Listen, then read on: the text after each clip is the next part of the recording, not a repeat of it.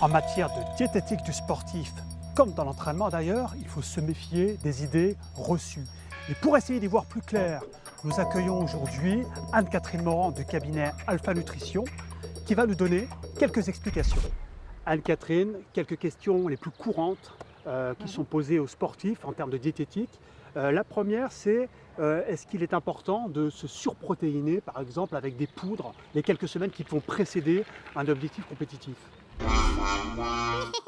Alors quand tu me parles de protéines, tu entends dire des gens qui prendraient de la poudre de protéines, qui le mélangeraient à de l'eau ou du lait et qui prendraient ça comme boisson en plus de leur entraînement Absolument. avant ou après en récupération.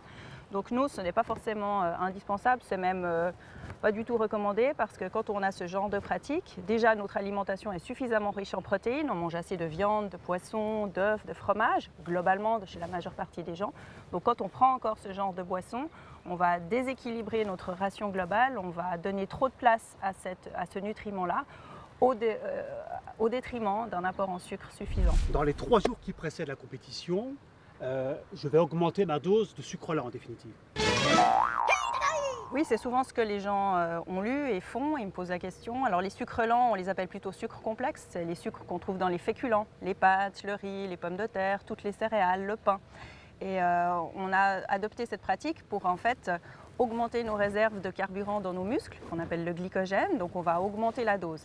Maintenant, il faut aussi se rendre compte qu'il y a souvent des personnes qui présentent des problèmes digestifs, qui ont cherché à s'affûter pendant leur préparation, donc c'est psychologiquement pas toujours évident de commencer à manger beaucoup, on a l'impression un petit peu de se gaver. Et le conseil que je donne, que je trouve beaucoup plus facile à suivre, c'est au lieu d'augmenter drastiquement les rations de féculents, c'est plutôt d'adopter une boisson qui s'appelle de la maltodextrine. C'est un sucre qui est issu justement de ces féculents et on va la prendre tout de suite après le dernier entraînement, classiquement 3 jours avant la course. Donc juste après le dernier entraînement et pendant les premières 24 heures, on se rend compte que c'est là que le muscle a plus de capacité à faire ses stocks.